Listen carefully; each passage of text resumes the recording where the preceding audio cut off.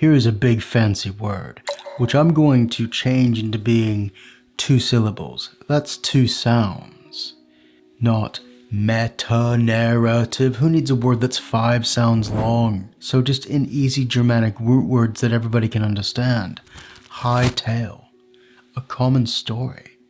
And what I'm getting at is that each culture, each nation, each society needs a common story that it tells to its children around the dinner table in order to merely survive and exist. And, well, I'm releasing this during Passover for a reason. Why do you think the Jewish people have survived for so long? Every year, during Passover, we tell our children about leaving Egypt, going to Israel. It's a common story. It unites the Jewish people.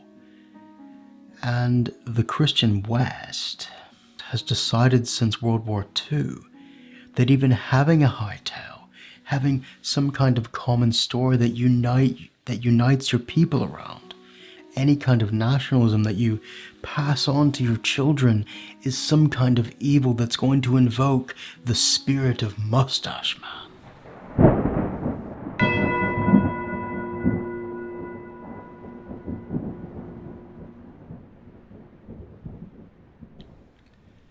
Hi, I'm Benjamin Angwin, and I've been thinking over the last 2.5 years, as people march through our streets, calling for the hatred of Jews, using National Socialist symbols to attack Jews, as to why this has happened, what happened. And I came to the conclusion that the West has lost its religious and moral foundations.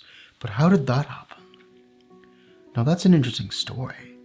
And what came to replace it? Because if you don't have a religious root, some type of foundation, there's a vacuum.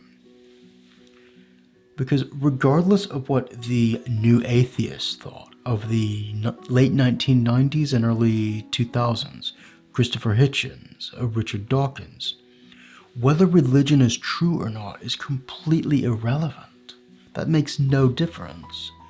Human beings need a common story to get along long-term in the same society. And if you're going to remove Christianity or Judaism, what are you going to put in its place? Because what we saw after World War II was Marxism. What we saw during the period between the wars was a competition between 3 different political ideologies, trying to fill that vacuum. And what we see now is Islam coming into our society. So what happened and how did we get to this point?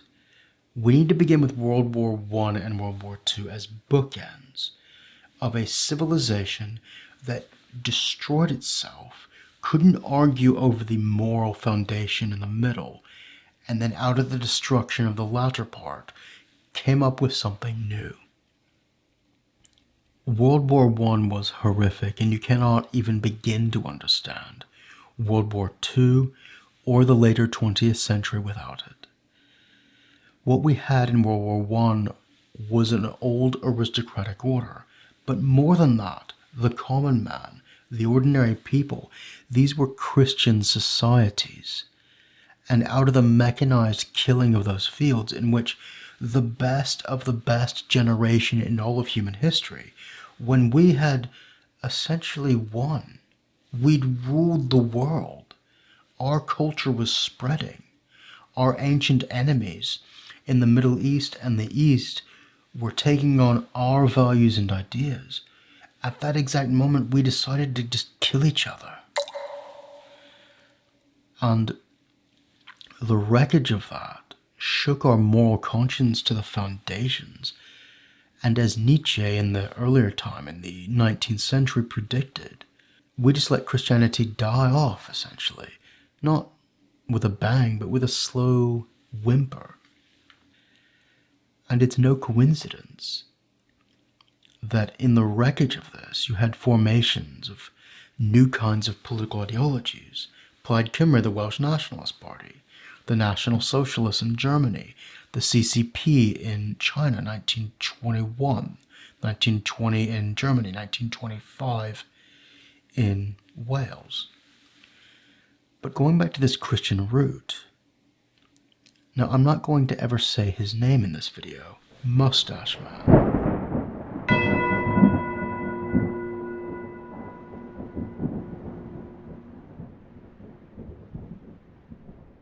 Mustache Man, the failed vegetarian art student socialist who hated Jews and was obsessed with genetics and was a terrible painter. I can go on and on, you know who I'm talking about.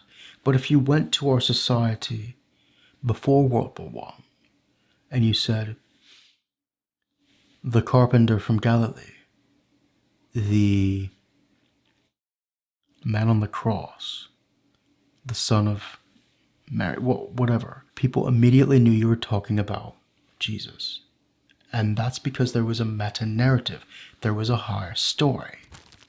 If you go to any Jewish person and start talking about Moses without actually naming him, we're going to know immediately what you're talking about because we share a higher story. But in the wake of this, we lost World War I. We lost that higher story. And in the middle, you had fascists and communists arguing over the carcass of Christianity, essentially, to decide what would be the future story, what would be the high tale. And then World War II came along, and Mr. Mustache Man, I mean, I don't like the guy. He would have killed me for my religion. But I have to admit, he's going to be remembered in history because we chose to remember him. And why? He came along at that exact moment when our civilization had chosen to abandon its own roots and its high story. He came into a moral vacuum, and out of the destruction of World War II, we needed something to fill the absence of Jesus in our society, because regardless of what the new atheists think, truth is irrelevant in terms of religion. It's about what's going to define our story. What do we tell tales about? What do we sit around in circles and talk about that all in our neighborhood, for example, would talk about?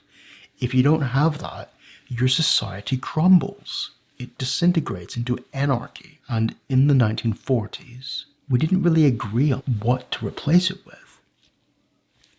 But we all agreed Mr. Mustache Man was bad.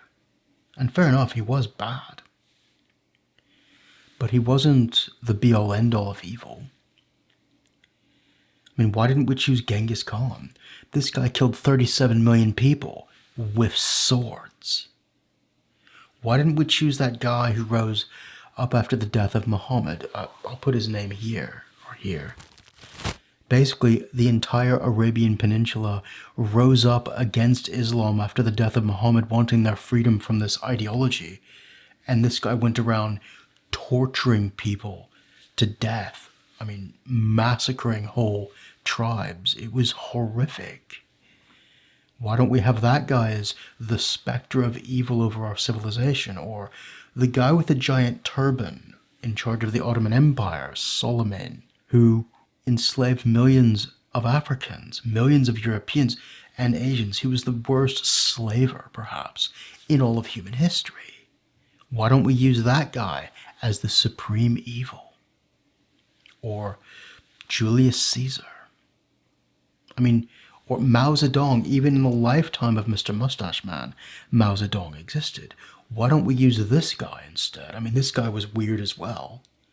Mr. Haircut Man. Mr. Weird Haircut Man. Speaking of weird, Mustache Man was weird. A little furry hat, propping up on high-heeled boots that were constantly shined with dogs around him, and little leather straps with a collar and little iron crosses on them. This guy was weird. Right? So why are we constantly afraid of Mustache Man in our society and invoking his evil spirit? It's not like he was even unique or the most evil in history. He was pathetic. The point is, I don't have to name his name in this video. Mr. H for Hotel Mustache Man. You know, and that proves that I can say that to you. You may be in Canada, you may be in Australia, Spain, certainly Germany, America, here in Wales. You know exactly who I'm talking about. Argentina, you know. The same thing was true of Jesus. But it's not really anymore. A meta-narrative has filled the vacuum. So, what has been the consequences of this? Well, there's been a legal march through the institutions, state-imposed secularization. Let me show you. So, in the UK, we had the 1944 Education Act, which did establish Anglican Christianity, or Christianity, as the faith in the UK, mainly England, but it had a get-out clause for like atheists, Jews, Catholics, if they wanted to get out of teaching that meta-narrative in their schools, and they were fine. And I agree with it, but you have to accept every law has negatives as well. And the negative was, it began to break our society down, to divide it, which is what diversity means. The root of diversity in the linguistic sense is to turn parts against each other. The U.S. Eberson versus Board of Education Act in 1947 stated that while states could fund busing kids to school for students of faith schools, there was the First Amendment's Establishment Clause, which acted as a wall of separation between church and state. Now, this was new. Before the 1940s, the federal government in the United States did not intervene in religious matters of the states. The states ran as basically different Christian denominations were the main groups in these states, and they passed laws in favor of those. Suddenly, this changed, and by the 1960s, the kids who grew up in the state-imposed secularization of the late 1940s, they came of age and were starting to instruct policy. Is there a better word for secularization? I mean, who needs 6 words?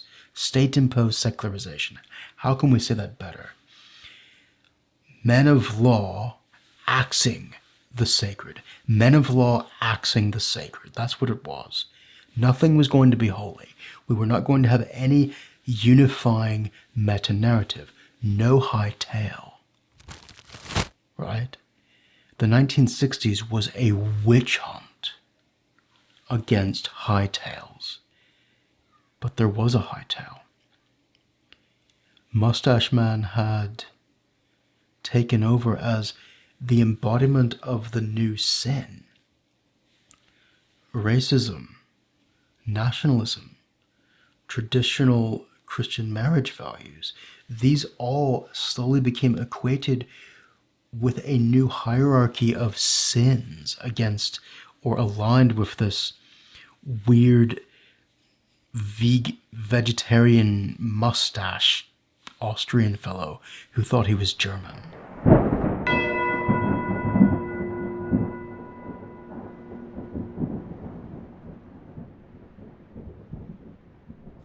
So as I said, the 1960s saw a witch hunt of high tales. Here are some of the laws that were passed. Now, I'm not agreeing or disagreeing with these. Some of them are clearly good. But when you combine all of these with a higher narrative that seeks to erase nationalism and any form of traditional Christian value, it becomes a bit sinister. Now look at this. 1961. Torcaso versus Watkins ruled that states cannot require belief in God for public office. 1962 in the US, Engel versus Vitale banned state-led prayer in public schools, even if it was voluntary. That's a bit sinister to me, banning voluntary prayer. 1963, Abington versus Schempp banned school-led Bible reading in public schools. US and the UK, 1964 to 1965, The post-war kids came of age, really, and they put in politicians who were anti-nationalist, basically globalist politicians. For the first time, this was really changing the status quo. Men of law axing the sacred. Both countries passed laws far-reaching in immigration, laws which have caused most of the problems we are facing today. Around 1964 or so, a new moral consensus took hold, which essentially believed that nationalism was a moral sin. Why? I'll get to that in a bit. But for the time being, anyone with these new immigration acts could become British or American. That's a disaster long term. We had no high tail anymore. Nothing to unite us. 1964, the British Nationality Act, and in America, one of the worst laws in the history of the Republic, the Hart-Keller Act of 1965, which ended 41 years of not having mass migration into America. In the UK, at the end of 1965, coming into effect in 1966, the Race Relations Act was passed, which in my view rightly attacked racial discrimination. Good. But it did nothing to protect the native majority. In fact, its negative consequence was to evoke Mustache Man upon anyone who thought that their native culture was being eroded by demographic change, to ostracize them as racist. In the UK, 1967, Abortion Act and Sexual Offences Act legalized abortion and decriminalized gays. In 1968, the US saw Epperson versus Arkansas, which overturned anti-evolution laws, whilst in the UK, the Lord Chamberlain's power to censor plays for blasphemy was abolished. In 1969 in the UK, you had the Divorce Reform Act. The language of this act ended marriage as being sacred. Now, I have nothing against reforming the law of marriage and divorce, but to remove the sacred element in the language does have a sinister undertone. At first glance, many of these laws are good, and there's good elements in almost every one of these laws. But long term, even the best of laws, well-meaning, can have bad causes that they lead to, especially when you're doing law after law attacking a certain group, in this case Christians, whilst evoking Mustache Man to say that anything nationalistic, patriotic, old, traditional, family-based is essentially evil and a new form of sin. What this leads to is the erosion of the high story, the common will that unifies us. It allows anarchy. It destroys what holds us together. And society cannot exist in a perpetual state of having a common story that we all tell our children eroded. But those were the laws of the 1960s and earlier. This status quo continued, and eventually laws had to come into place which fossilized basically an anti-Western sentiment within the West. So in 1998, you had the Human Rights Act, and again, there's some great parts to this. But what it does is it institutionalizes the lack of a common story. It makes the common story divergence, splitting into, one word that you hear a lot today is communities. Well, no. The community is the nation, and the nation has a dominant group that is its foundation. And this act in 1998 gets rid of that notion. And in 2010, you had the Equality Act. This is in the UK, by the way, which intentionally got rid of the Christian first terminology, and it replaced it with protected characteristics. What this does essentially is it sets in legal framework, terminology, that you are not allowed to have a common story. You're not allowed to have a meta-narrative. It's essentially codifying those values as sin in a new meta-narrative under fear of being invoked as Mustache Man. Okay? Because after we destroyed the Christian foundations of our society, there was a moral vacuum. There was nothing left. And Mr. H for Hotel, Mustache Man, came in at exactly the right time to replace the vacuum. He's had a second career, essentially.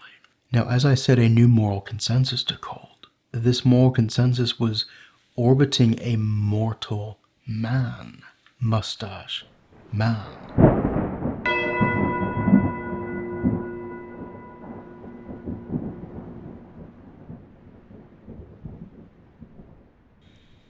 Which if the moral consensus you build around, which if the symbol of the moral consensus you build is mortal, eventually living memory fades. And you're beginning to see that now. But you can look at films portraying members of this random German political party, NAZI. The idea that nations themselves lead us to Mustache Man becomes more and more entrenched over time. But how we see members of this random German political party change drastically over time in films. Right after World War II, you had films come out dealing with the trauma of what had happened to us. 1945 saw the German film The Murderers Are Among Us. That title really does suggest trauma, doesn't it? In this film, a former German military surgeon finds himself living in the same apartment as a concentration camp survivor. They become friends, actually, but he eventually is put on trial for war crimes. In a sense, this film is about the purging of a sin inside us. What we're seeing is the birth of a new original sin to replace the Christian one. In 1948, a film came out called Germany Year Zero, in which a 12-year-old boy is living in the destroyed ruins, the rubble of Berlin. And this film focuses on how the ideology of the regime destroyed the family unit. It's key to point out that at this time we still understood clearly this random German political party was revolutionary. They were anti-traditionalist. They were anti-God. They were anti many of the things that the status quo would connect with this random German political party and Mustache Man. But as the 1950s went in and into the 1960s, early 1960s, we're trying to not let the trauma of World War II get too serious. And films like Five Fingers, The Longest Day, and The Great Escape are putting this into a more heroic and sometimes even funny context. But in the 1960s, how we saw this random German political party, the N-word, and this failed vegetarian art student, the H-word, began to shift into both morality and cartoonish stereotypes. It happened here, 1964, used British fascists to portray this random German political party's members. This already became a mirror of self-hatred in our society by 1964. The Sound of Music in 1965 showed how this regime attacked faith and guilt, as was the judgment at Nuremberg in 1961, which went quite deep into moral guilt and shame. And that word guilt is key. It really began to be a focus of any film about them. Not just the Germans of that time being guilty, but somehow our society in our time, we had to be guilty of something. All the while, people portraying members of this random German political party through the 1970s took on more absurd character traits, like Cross of Iron 1977, which, although is quite interesting, set on the Eastern Front of World War II, it's quite cynical and superficial in how it views individual Germans caught up in this as being some kind of class war. Images of this random German political party were already fading by the 1980s from living memory. And our views, our morality, was being projected onto the Germans of what was now 40 years ago and more, in a faraway land that most of us have never been to. Indiana Jones' Raiders of the Lost Ark 1981 cast them as pulp comic villains. As much as I love Harrison Ford in those films, he's great. How they cast this random German political party had no relation to reality.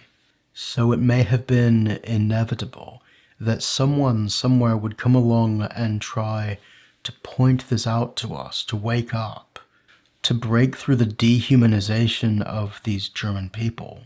Schindler's List, 1993.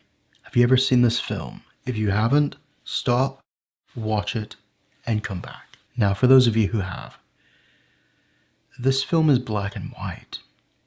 And I need to note that in the 1990s, digital lenses were coming into being and film technology was changing, and for the first time, we could alternate colors and focus in ways that were, I don't want to say real, but more apt for telling almost like metaphysical stories. And in this film, all black and white, you're in this concentration camp and these people are coming through, and there's a little girl wearing a red dress, the only color in the whole film, and it strikes you.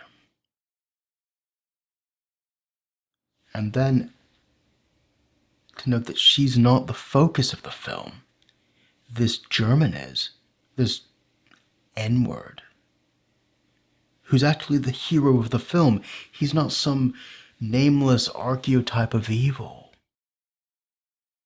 And then as he's working towards saving people, or having his conscience attacking him, we see this little girl again on a heap of bodies. The red dress, that's it, amongst black and white. What he's saying here is, Steven Spielberg, the director, we're dehumanizing the Germans. And by doing that, we're forgetting the whole moral of the story.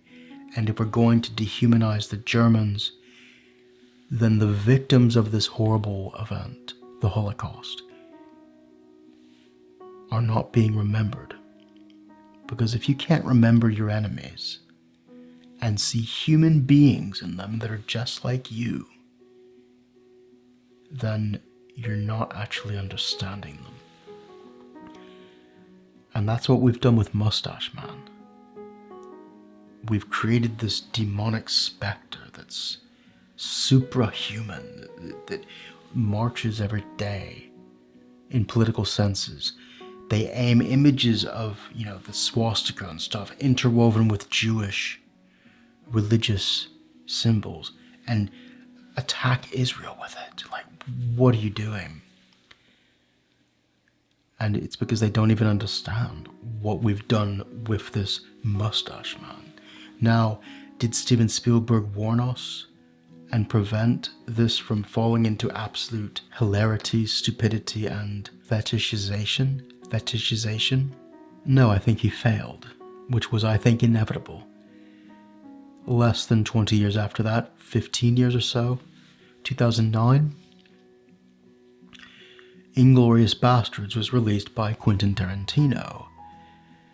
Inspired by The Cross of Iron in the 1970s, he released this in 2009. It is an orgy of violence, dehumanizing these German soldiers into archetypes of evil that have no link to anything real or meaningful. The lessons of World War II have been completely lost. We had a Christian society that went through a cataclysmic schism in World War I. And then that meta-narrative, that high tale, was smashed to pieces. And then we didn't fill the vacuum with anything. And so when the next great trauma hit us, we're like, oh, we're going to latch onto that.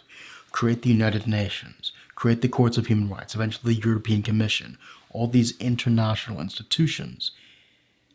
But without anything above man to look up to, these fossilized. They lost their original meaning because you based them, or we based them, on a single man saying we must be the opposite of whatever he is. And yes, Mr. Vegetarian, failed art student, hating Jew, socialist was evil, but he was quite pathetic. And there's been many, many like him through the centuries. If we're going to amass and raise him up as the specter of shadow that defines our society, one, what are we doing? Two, what happens when the living memory ebbs out, and how do we replace it with something meaningful? Well, fortunately, I think the end of Mustache Man is inevitable. The further and further we are in time from 1945, the more meaningless it becomes. The more meaningless calling someone a fascist becomes. I mean, think about this. In the early modern times or late medieval period, if you wanted to hate someone and get rid of them, you said you're in league with Lucifer or you're a witch, and they burn them at the stake. Now, you call them the N-word, you compare them to the far right or racist, and suddenly they're ostracized and metaphorically burned at the stake. That's what we've done. We've replaced one theology with another, but the theology we've put in place is based off of a mortal man, and that's fading and breaking apart. So we don't have to worry about whether it's going to go. It's already going. I mean, look at Kanye West having a bunch of Africans on screen shouting "Hail H" for hotel in a song. It's vulgar, but it shows the taboo is finally smashed. But what replaces it? That's the question. Because you cannot have a vacuum forever. And I see three possible futures. One, Islam is growing in every Western country. Now, we fought from around the turn of the 8th century all the way to 1700, 900 years, 1,000 years, tooth and nail to stop this ideology from entering Europe. And now we've just welcomed it in because we don't want to be seen as racist like Mustache Man.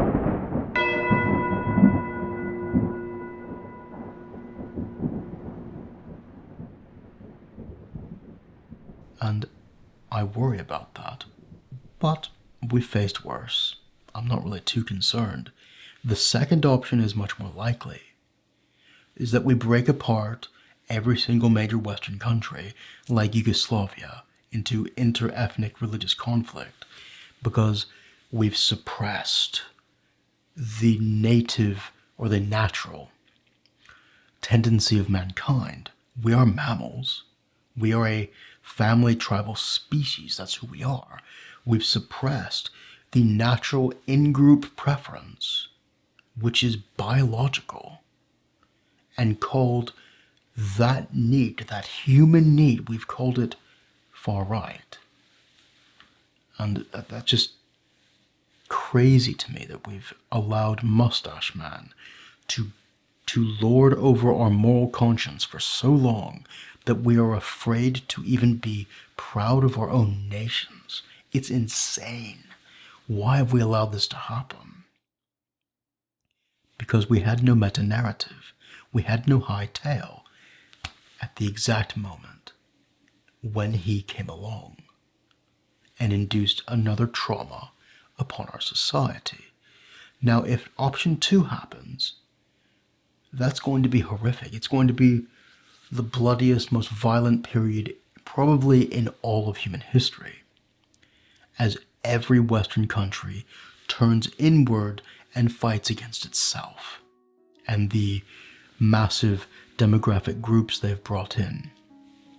That's horrific. I don't want that to happen.